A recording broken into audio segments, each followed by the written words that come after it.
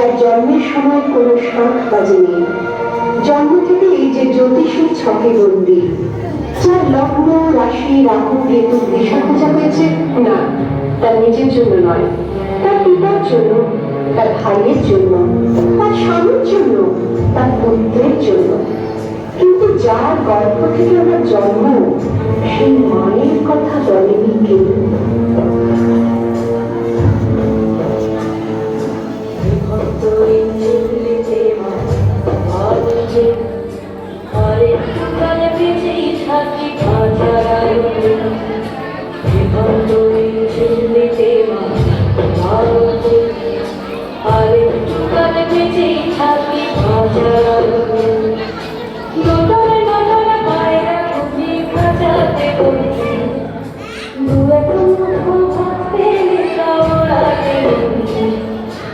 আমি সেই মেয়েটি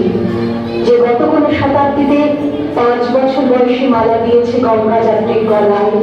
কুলীন ব্রাহ্মণের 365তম স্ত্রীর অন্যতম হয়ে স্বামীর গর্ভে হয়েছি গরমিনী, সন্তানের পর সন্তান